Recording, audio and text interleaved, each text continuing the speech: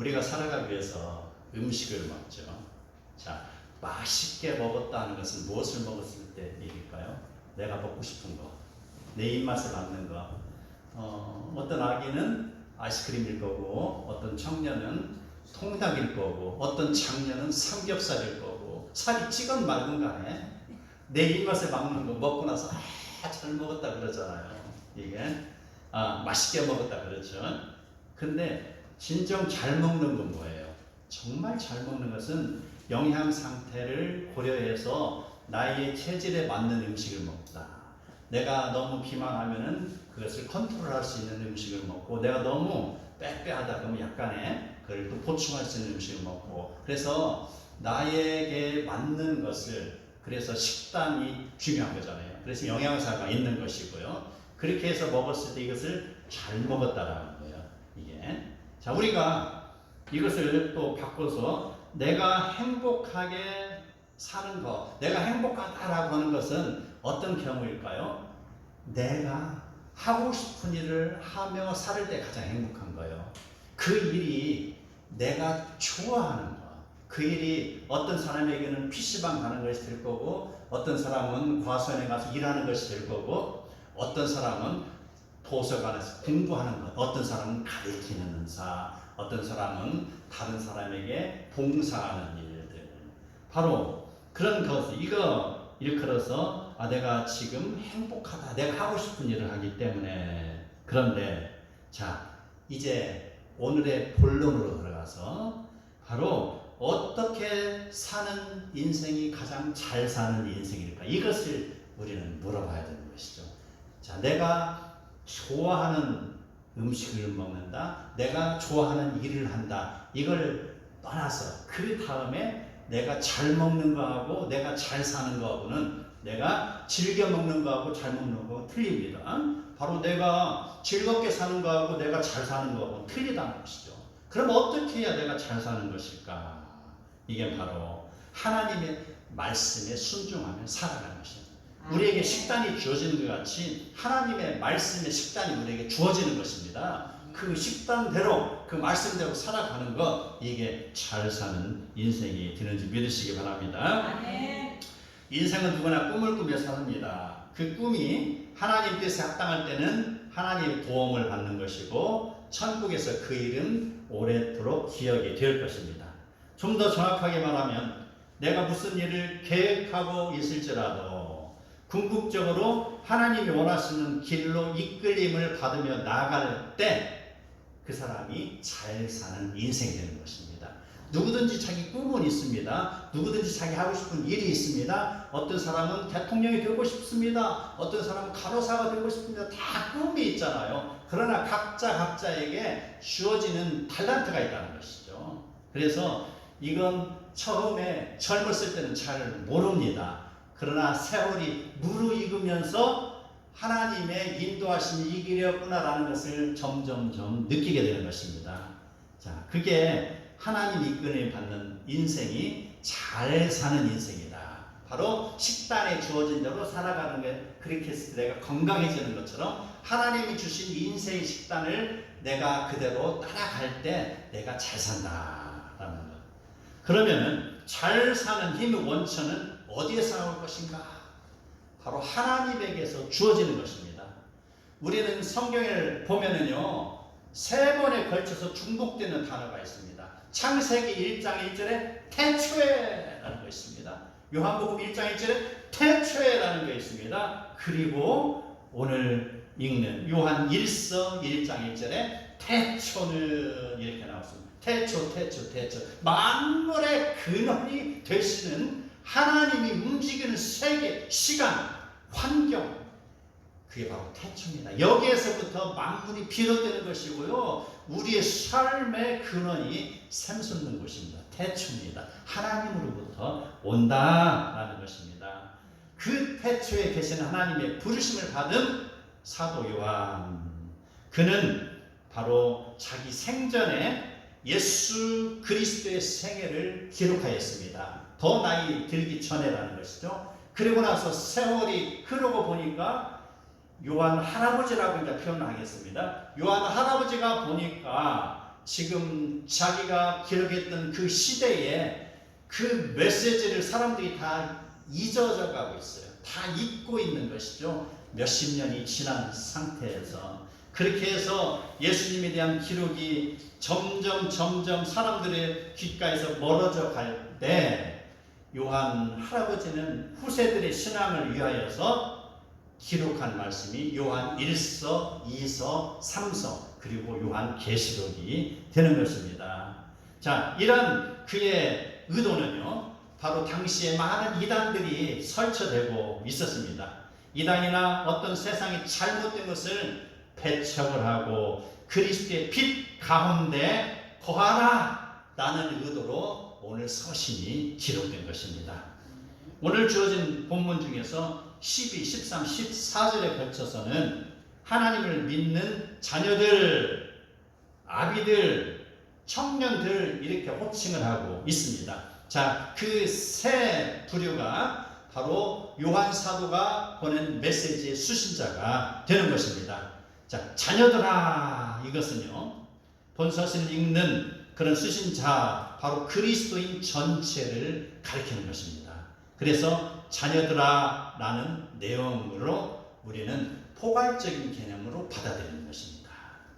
자, 그리고 아비들아, 이것은 아버지의 그룹을 지칭하는 것이 아니고요, 조상들이나 나이든 세대들에 대한 존경의 표시를 이야기하고 있습니다.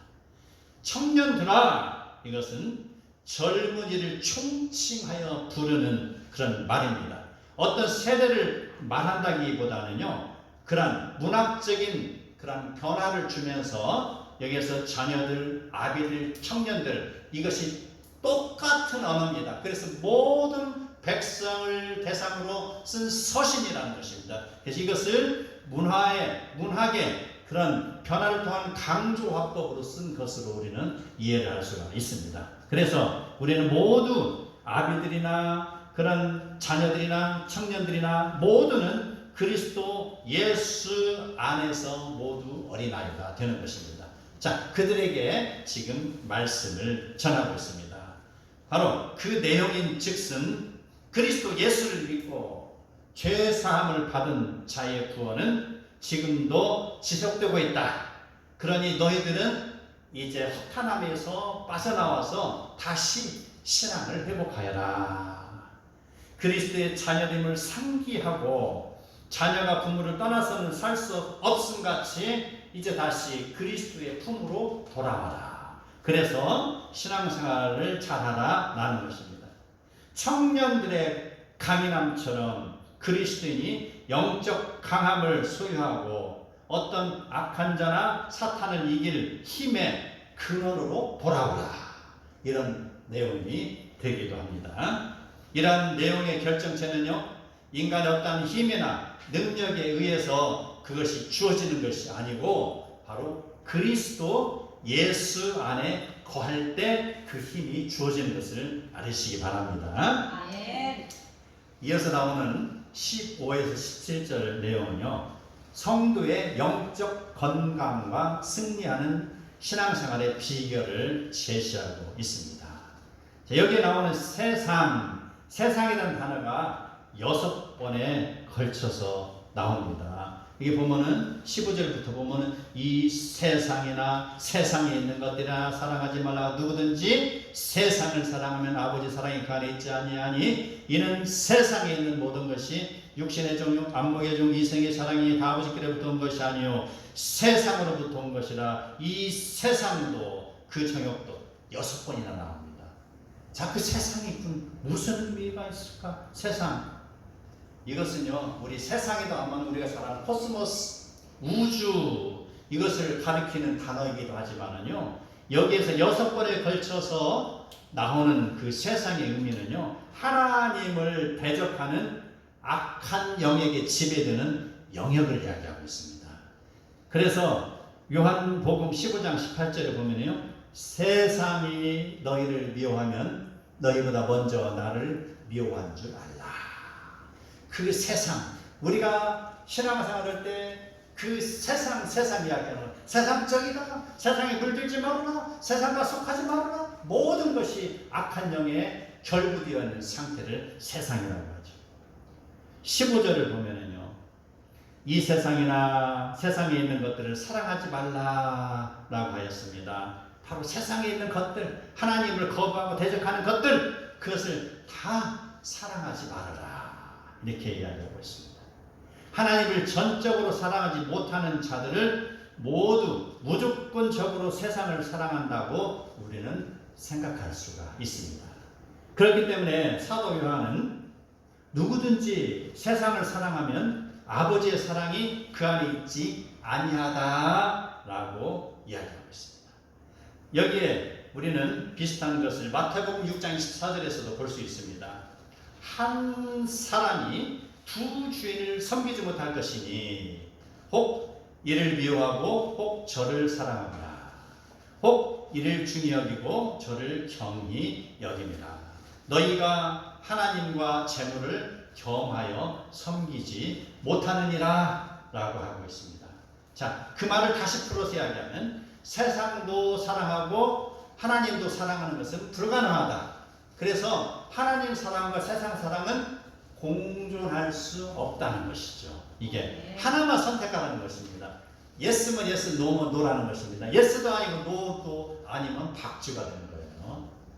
그래서 우리는 하나만 선택하시기 바랍니다. 자, 성도가 죄악에 물들어 있는 세상을 멀리하거나 세상에 속해서 취할 수 있는 인간, 그런 어떤 세상 인간 활동에 필요한 그런 모든 것을 또한 등지라는 것은 아닙니다. 바로 세상을 우리가 거부하고 세상 속에 사는데 세상을 등지고 살아가는 것이 아닌 거예요. 그리고 세상을 거부한다. 그래서 세상에서 나오는 어떤 문명의 혜택도 거부한다. 컴퓨터도 거부한다. 다 그런 것이 아닙니다. 자, 세상에서 나오는 어떤 지금 목말하니까 뭐가 잘 팔리죠? 음료수가 잘 팔리네요. 그 음료수가 있는데 저건 세상에서 나온 것이야 하고 내가 음료수를 뒤로 팅 하고 바로 어디로 가요? 계곡에 가서 물을 뻘꺽뻘꺽 마시라는 게 아니에요. 바로 세상에 나오는 것은 그 세상의 것을 내가 누리면 되는 것이죠. 세상을.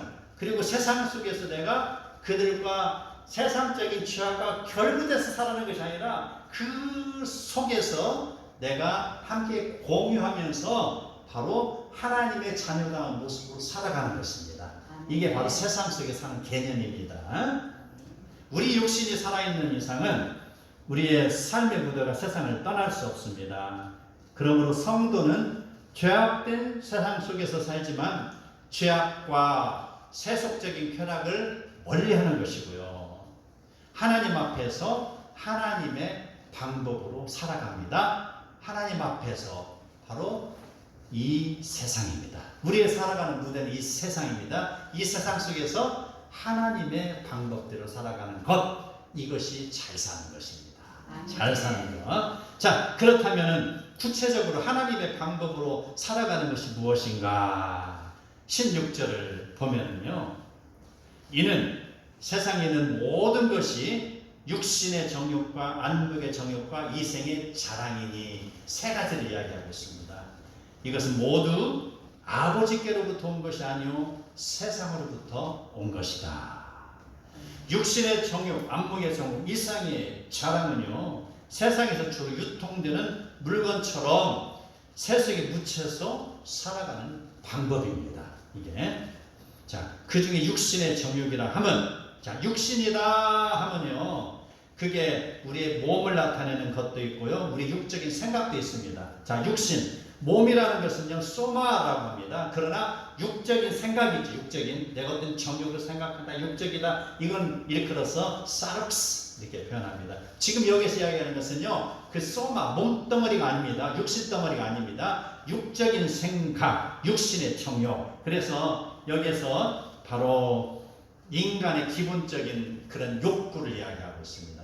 자, 그 기본적인 욕구가 식욕이나 아니면은 수면욕이나 어떤 공부욕이나 이런 성욕이나 이런 것을 넘어설 때 바로 육신의 정욕으로 넘어가는 것이죠.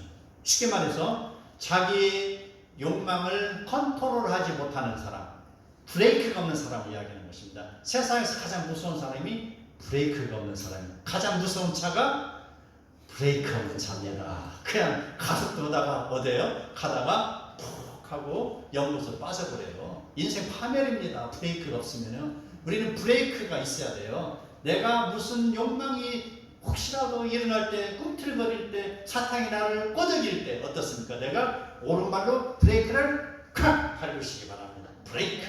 이것이 없을 때에 바로 그 사람은 정욕으로 물들어갑니다.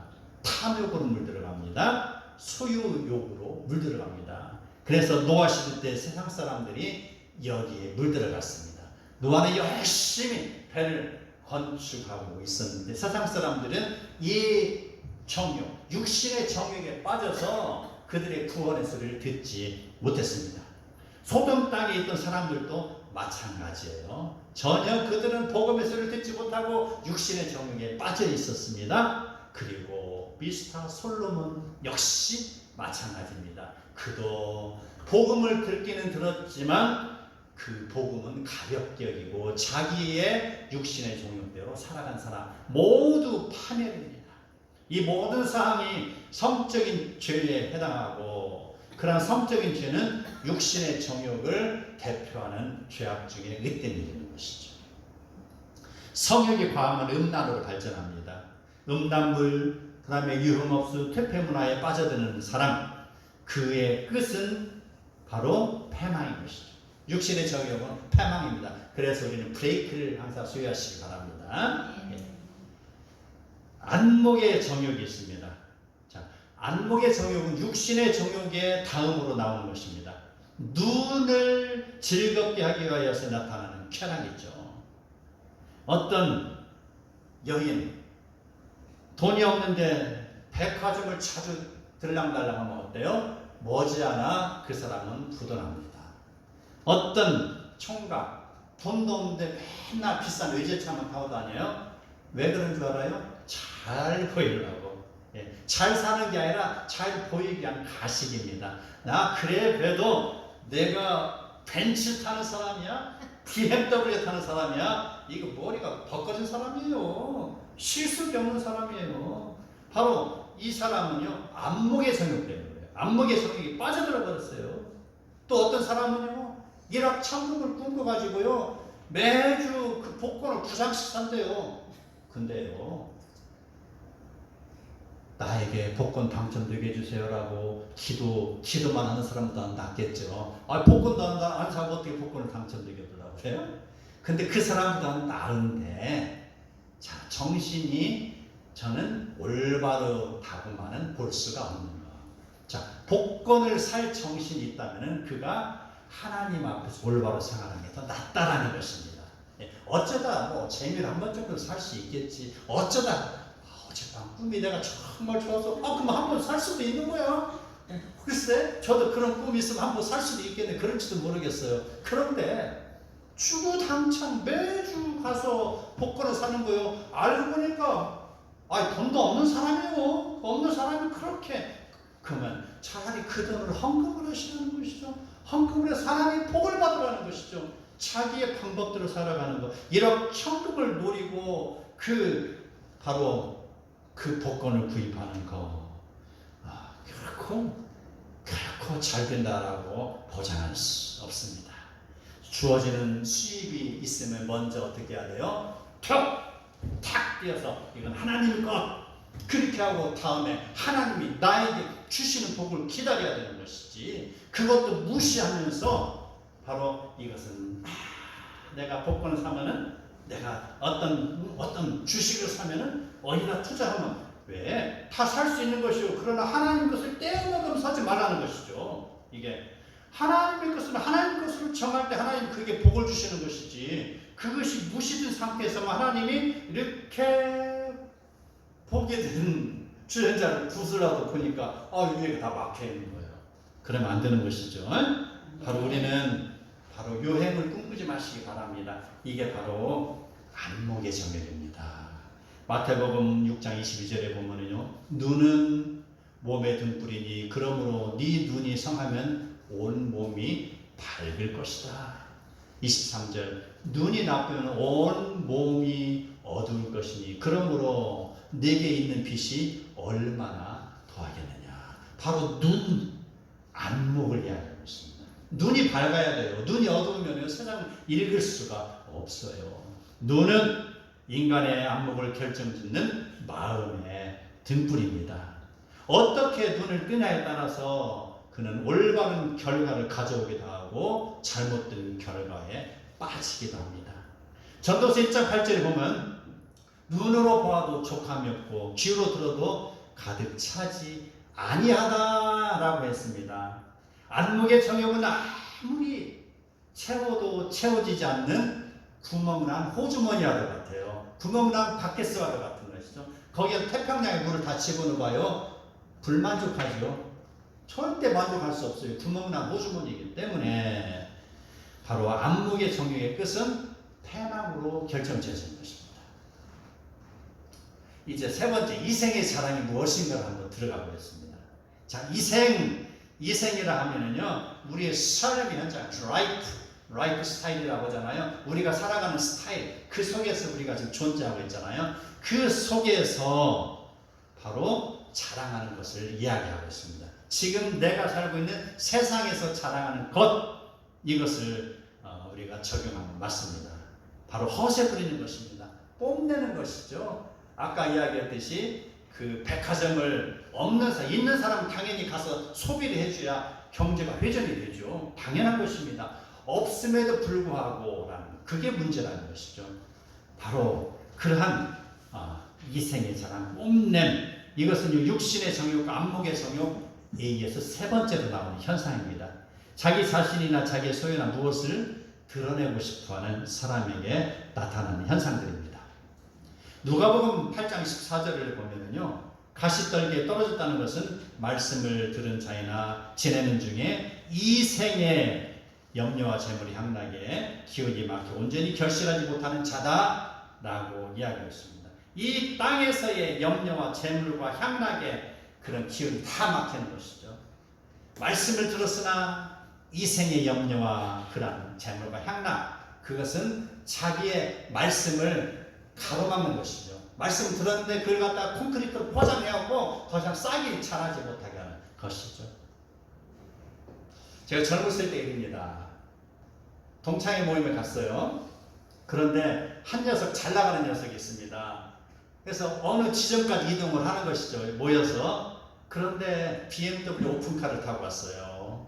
그러다 보니까 거기에 호기심 많은 친구들이 야, 나 그 차 좀 타보자 해가지고 순식간에 다 차버렸어요. 그래서 거기에서 이제 다른 장소로 이동하는데 좀 멀은 30분 걸리는 거리였어요. 그리고 그때가 춘3월이었습니다. 아직 추위가 멈추지 않은 때입니다. 그런데요, 거기에 도착해서 보니까 저는 제 차로 갔습니다. 우리 친구들하고. 근데 오픈카를 타고 보니까 팔았어. 왜 그랬어? 오다가 추우면 지붕을 덮으면 되잖아요. 근데요, 허세를 부립니다. 운전자도 허세를 부리라고 오픈카 타고 왔는데 덮고 오면 되잖아요. 오픈카가 다 덮을 수 있어요. 그것만 작동하면은. 근데 이 사람도 뻑인이라고 그래요. 거기 있던 친구들도 그 허세에 합류하는 것이죠. 그래서 야, 나 추워 하면은 이제 그 급수에서 떨어지는 거예요. 근데요, 아무 말도 못하고 와서 보니까 얼굴이 다 얼었다. 오픈카를 타고 천국까지 갈 수 있을까요? 못 가요. 그게 이생의 자랑이에요. 추우면 나 추워하고 뚜껑 덮고 옷을 입으면 될 거 아니에요. 나 추워하고 이렇게 옷을 또 이렇게 하면 될 거 아니에요. 마스크 쓰면 될 거 아니에요. 허세뿐이라고. 인생이 허세가 많아요. 허세. 아무것도 별것도 아닌 거 가지고 허세 부리고 얼마나 불쌍한지 몰라요. 허세 부린다. 어떤 사람은 신앙생활도 하지 않으면서 열심히 어떻게 이러다 보니까 돈을 많이 벌었습니다. 그리고 큰 기업체 회장도 되고 이제 국회의원도 됐습니다. 돈이 많으니까 이제 공천도 따는 거예요. 그렇게 해가지고 정치의 한 정상까지 올라갔는데 그런 사람이라 할지라도 천국까지는 갈 수가 없습니다. 오픈카도 갈 수가 없습니다. 어떠한 이생의 자랑으로도 천국에 갈 수 없다는 것. 이 땅에서 드리는 어떤 자랑거리, 그런 것은 하나님 나라에서 아무런 소용이 없어요. 우리 유효기간이 지난 그런 음식이나 마찬가지예요. 이 땅에서 우리는 전반전입니다. 이게 전반전은 전반전에서 끝나는 것이 전반전의 물건이 후반전으로 가지 못해요. 우리가 이 땅에서의 생명이 끝나는 날, 그 다음에는 바로 인생 후반전은 예수 그리스도의 재림하는 현장으로 우리가 가는 것이죠. 그때는 이 땅에서 모든 것이 소용이 없다는 것이죠. 아무 소용 없어요. 다 날짜 지난 것들이라는 거. 이 땅에서 자랑거리, 하나님 앞에서는 오히려 책망거리로 자락할 수가 있습니다. 이제 너희가 허탄한 것을 자랑하나니 그러한 자랑은 다 악한 것이다. 이러한 것은 아버지께로부터 온 것이 아니라 세상으로부터 온 것입니다. 요한일서의 수신자는 하나님을 모르는 사람들이 결코 아닙니다. 그들은 하나님을 믿습니다. 열심히 하나님을 믿어왔는데 하나님도 믿고 세상도 믿는 반쪽짜리를 지금 전락해가고 있다는 게 문제라는 것이죠. 복음성가에 있죠. 내가 너를 믿고 맡긴 사명 너는 왜 잊어버렸냐. 나만 따르라 하던 약속 너는 왜 잊어버렸나. 위로받기보다는 위로하고 사랑받기보다는 사랑하고 십자가만 면류관만 바라보며 의의 길을 간다더니 너는 왜 나를 버리고 너의 길을 걸었느냐. 17절을 보면은 이제 답이 나옵니다. 이 세상도 그 정욕도 지나가되 오직 하나님의 뜻을 행하는 자는 영원히 거하느니라. 바로 그것입니다. 이게 답입니다. 이게 잘 사는 비결입니다. 좋은 식단이요, 좋은 천국에 가는 비결이 되는 것이죠. 하나님의 뜻을 행하는 자라는 것입니다. 천국은 인간의 어떤 정욕으로도 갈 수가 없습니다. 열심히 일하여 가족을 부양을 잘하고 많은 부를 축적하였다 할지라도 그것으로 가는 것이 아닙니다. 천국은요 오직 예수 믿어야 하는 것입니다. 예수 믿는 믿음으로 가는 것입니다. 예수 믿는 믿음과 믿음의 행함을 이야기하는 것입니다. 믿음의 명사와 믿음의 동사를 동시에 이야기하고 있습니다. 믿음의 명사는 하나님과 나의 수직적인 관계입니다. 믿음의 동사는 하나님의 말씀을 실천하는 이 땅에서의 동사입니다. 실천하는 움직임입니다. 하나의 그릇에 빛과 어둠을 동시에 담을 수 없는 것처럼 우리의 마음도 하나님과 세상을 동시에 담을 수가 없습니다. 나의 마음 가득 하나님을 향한 사랑으로 채워지지 못한다면 그 그릇은 순식간에 세상의 것으로 채워질 것입니다. 세상에 속한 것에는 결말이 있으나 바로 세상에 마음을 두면 행복할 것 같으나 진정한 인생 행복과는 거리가 멉니다.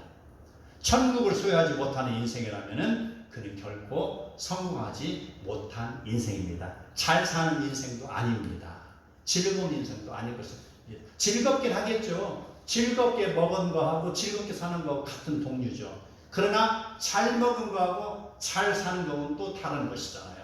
바로 좋은 식단, 규칙적이고 나의 몸에 맞는 것을 꾸려서 먹을 때가 잘 먹는 거고 바로 하나님의 말씀에 의해서 내가 취할 건 취하고 버릴 건 버렸다. 이게 잘 사는 인생이라는 것이죠.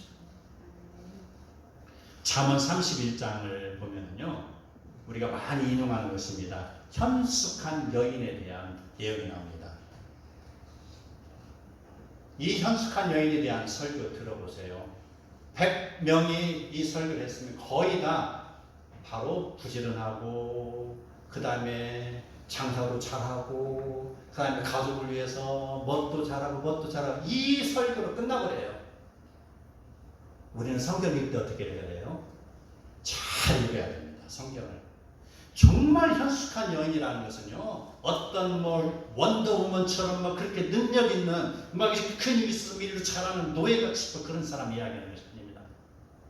부전을 하고 또 그 경제 활동을 잘해가지고 막 집안에 막 주식도 잘해가지고 막 쌓이고, 이게 현숙한 여인이라는 것이 아닙니다. 그런 모든 것을 총망라해서 마지막 절에 읽어보라는 거예요. 31장 30절에 나오는 것이죠. 30절에 잘 읽어야 돼요. 제가 읽어드리겠습니다. 고운 것도 거짓되고 아름다운 것도 헛되나 오직 여호와를 경외하는 여자는 칭찬을 받으리라. 이게 현숙한 여인인 것입니다. 내가 세상에서 잘 먹고 잘 살고 잘 입고 우리 가족을 잘 부양하는 것이 그게 현숙한 여인이 아니에요. 내가 좀 부족하고 내가 좀 사람들이 봤을 때 좀 어리숙하게 보일지라도 내가 좀 못 배웠고 내가 좀 키가 작고 저는 좀 키 큰 게 미안합니다.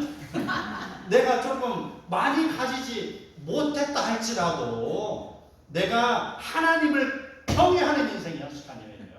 현숙한 사람인 것이고요. 그 사람이 잘 사는 인생이라는 것이죠. 하나님을 경외하는 것. 그래서 바로 그러한 사람은요, 바로 인생이 끝나고 주님 앞에 서는 날 모든 가치가 평가됩니다.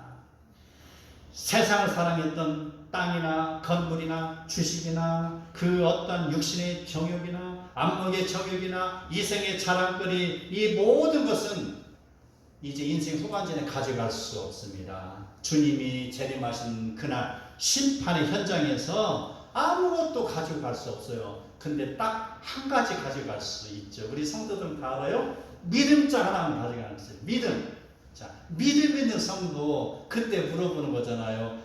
그때 사랑하는 암흑의 권사, 그래 내가 너를 안다. 암흑의 집사야, 네가 얼마나 나를 위해서 눈물을 흘렸느냐, 얼마나 애통했느냐. 그 뜨거운 날, 그 추운 날 네가 나에게 순종하기 위해서 얼마나 전도했느냐. 내가 너의 고통을, 그 노고를 다 기억하고 있구나. 믿음장 하나 가지고 가는 거예요. 어떠한 값비싼 그런 귀금속도 가지고 갈 수 없습니다. 그 귀금속들, 이게 바로 세상 사람들이 생각하는 바로 육신의 정욕이요, 안목의 정욕이요, 이생의 자랑입니다. 우리는 믿음장 가지고 가시기 바랍니다. 네. 인생의 풀은 마르고 꽃은 시듭니다. 오직 하나님의 말씀은 영원합니다. 여호와를 경외하는 것이 인생의 가장 큰 행복이요 의무입니다. 그러므로 우리의 인생들이요, 성도들이요, 육신의 정욕이나 안목의 정욕이나 이생의 자랑이 있거든 모두 둘둘둘 말아서 쓰레기통에 버리시기 바랍니다. 네. 우리의 인생에게 주어진 사명, 말씀 안에서 살라하신 주님의 명령을 잘 듣고 주님 나라를 위하여 살으시기를 부탁드립니다. 네. 이것이 가장 귀하고 잘 사는 인생의 비결입니다. 우리에게 자랑할 것은 천국 백성다운 삶뿐입니다. 나에게 주신 사명을 믿음으로 잘 받들고 실행하시기 바랍니다. 네. 하나님 앞에서 정직하고 거룩하게 사시기 바랍니다. 오늘 하루의 인생길을 나를 위한 인생길이 아니라 바로 하나님의 나라를 갖고 가기 위하여 걸어가는 역사의 하루가 되시기를 축복합니다. 아멘.